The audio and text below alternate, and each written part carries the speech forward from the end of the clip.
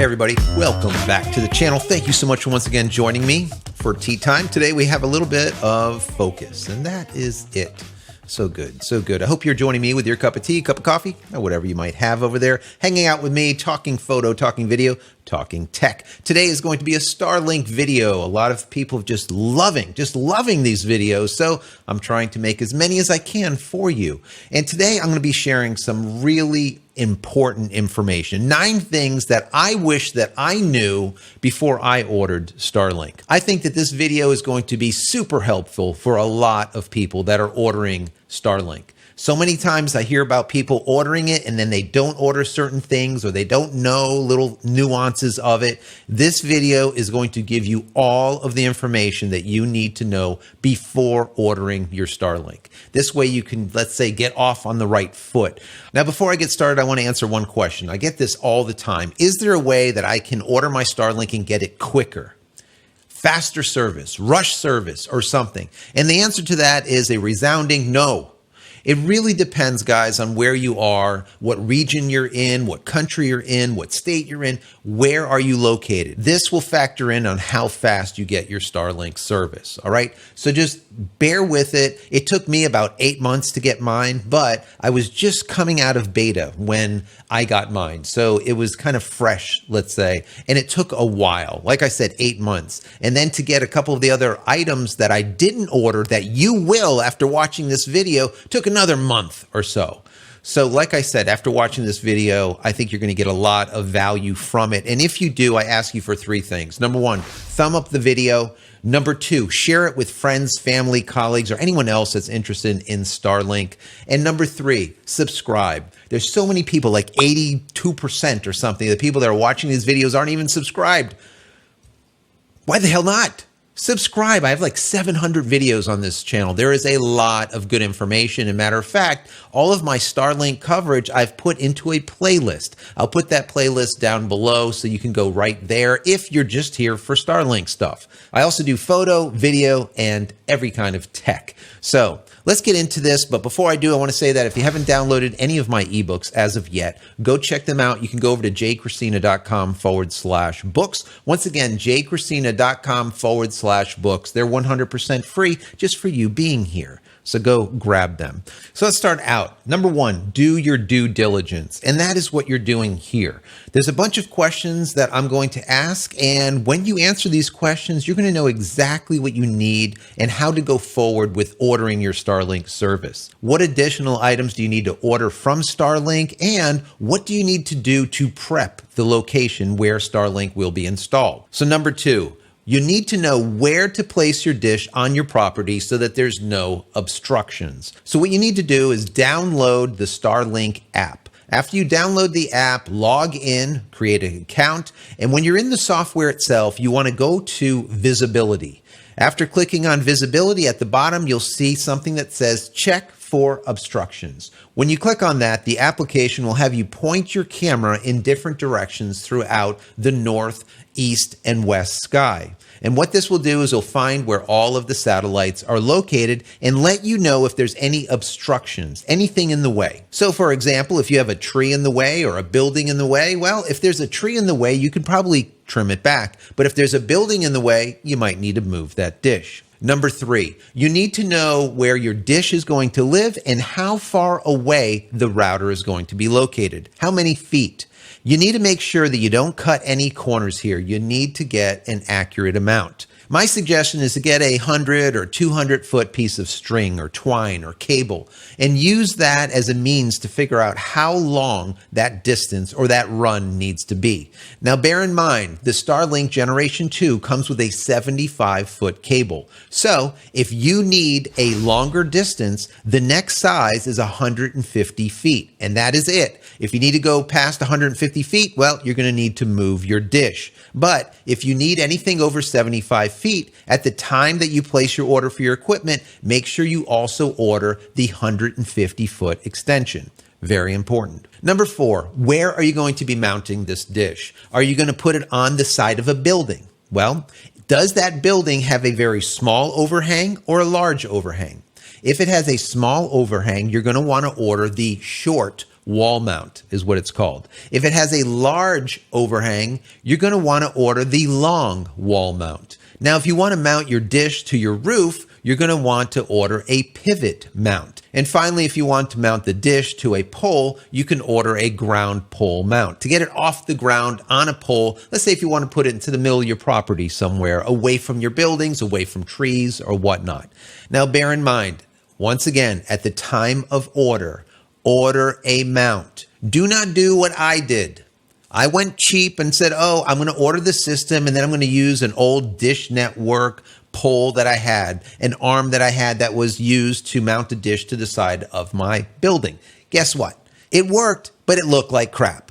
So I ended up ordering $40, $50, whatever it was, for the actual Starlink mount, and it looks beautiful. But not only does it look good, but it provides additional functionality. What is that? Well, it allows me to remove the dish at any time with a single button press, and that is it. So in case of a hurricane or a tornado or some kind of big storm, I could just simply push a button, pull out the Ethernet cable, and take the dish inside where it's safe. Very simple, very easy. Order the damn mount. Trust me, you will thank me later.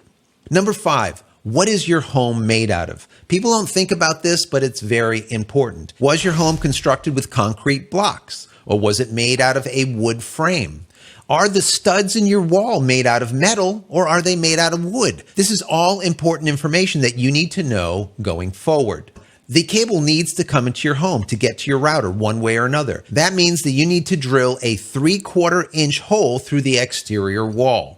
This is very important. If your home is made out of wood, well, that's probably not an issue. And at that point, you need to order a cable routing kit. That is what it's called, cable routing kit. Now, if your building is made out of concrete block, well, then you're going to need a masonry routing kit. What they do is they give you a masonry bit to drill through the concrete. Well, some people don't just have a concrete block or CBS building, they have a solid concrete building like me. And I had to drill through 8 inches of concrete, 8 inches. So it takes a while. But that masonry bit will still do the job. You'll thank me later for buying that kit. Trust me. Trust me. Number 6, how many square feet is your home? Starlink indicates that their router is good for a medium-sized home or 2,000 square feet. I personally don't go by this because, like I said, it depends on your studs. If you have wood studs, well, maybe the signal will go 100 feet, 200 feet without a problem going through multiple walls. But if your signal needs to go through multiple walls that are made out of metal, and you have metal studs, it acts like a Faraday cage, and now all of a sudden you have absolute crap signal 2 or 3 rooms away from the router. So for me, a good distance from the router is anywhere from about 50 feet, 75 feet. Once you get to that distance, you're going to end up getting some drop off and some speed reduction. If you need to go further than 50 feet, let's say, or if you need to go through metal walls or metal stud walls or whatnot, you might need to pick up some extenders or repeaters. You can do that on Amazon. They're relatively cheap. But wait till we get to the next question before you go and pick up those repeaters or extenders, because there's something else that's very important here. So number 7, do you want to use your brand new high-speed internet access by the pool, or maybe in your garden, or maybe throughout your entire property? If that's the case, you're going to want to get a mesh network for your system. Now, I'm not going to go into a mesh network, but I made a video specifically on how to use Starlink with a mesh network. So watch that video. Maybe I'll put something here, or I'll put a link down below in the description. Go check that out. And if you do create a mesh network, you're not going to need to buy an extender or a repeater, because these access points that come with a mesh network are basically just that. Next, number 8, do you need a hardwired computer? A computer that's connected to the internet via a Cat cable, Cat 5, Cat 6, Cat 7 cable, for basically faster speeds as well as better reliability. Do you need that? Well, if you do, and you are getting a Starlink Gen 2, which most likely you are, you're going to need to buy the Ethernet adapter. You will go into the store, Go down to where it says Ethernet adapter. It is $20. Buy the adapter. If you're watching this video and you're picking up a Gen 1 Starlink used or something, that unit already has an auxiliary port on the back, which is an Ethernet port. Generation 2 does not have the Ethernet port. Once again, you need to buy an Ethernet adapter. It is $20. Order it at the same time as you put in your order for Starlink. You will thank me 10 times later. Trust me. Even if you think that you're not going to use it, you're gonna.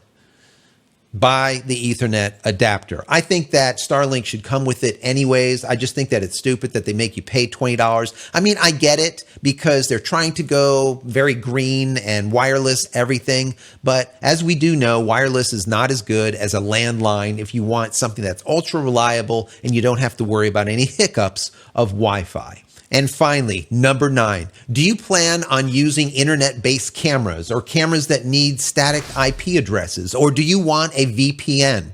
Well, at this point, you need to bypass your Starlink router altogether and get your own. My suggestion is if you're going to buy another router, buy a Wi-Fi 6 router, an AX router. If you don't know what that is, I'll put a link down below for a couple of routers that I would suggest. Get a really good router. Don't replace the Starlink router with a piece of crap, all right? Replace it with a Wi-Fi 6 AX router. Once again, I'll put a link below. You will need to go into your Starlink software and bypass the Starlink router altogether. That will turn off the Wi-Fi and basically put it into bridge mode so that your new router ends up having complete control of what's going on. So if you want to know how to do that, I'll put a link over here. I did a video showing you exactly how to bypass your Starlink router and use your own. So check that out. I'll put a link down below for that also. Now, I know I told you I was going to give you 9 tips, but I'm going to give you one more bonus tip. This will be tip number 10. In my personal opinion, I think that everyone that's putting together a network today should run your data through a managed switch. Why do I say that? A managed switch allows you to shape the traffic. So this way you can say, this person gets this amount of traffic, this person gets this amount of data, this person could be online for that amount of time. Kids, we know how that goes, right? It gives you the full control over that data so that you don't have your kid playing Fortnite or Call of Duty while you're trying to make a conference call, a meeting through Zoom, and all of a sudden you start looking like a Minecraft character. Managed switch. I'll put a link down below for a suggestion on a managed switch, the managed switch that I use, and also a video that I did all about how you can use a managed switch to once again shape the data that's coming through your Starlink. So if you've gotten some value from this video, please throw it a thumbs up. That would be greatly appreciated. And if you're one of those that have not subscribed to the channel as of yet and you're watching all my videos, just subscribe and click this little bell icon over here so when I go live or when a new video comes out, you will be notified of it immediately. Also, I've put together, once again, that Starlink playlist. So if you're here only for Starlink, go to that playlist and you'll be able to watch all of the content that I've created for this topic. If you're here for photography, there'll be more photography and videography tomorrow. So guys, thank you so much for being here. Many blessings to you and your family. Stay safe, stay healthy. Love you all. We'll see you in the next one. Take care.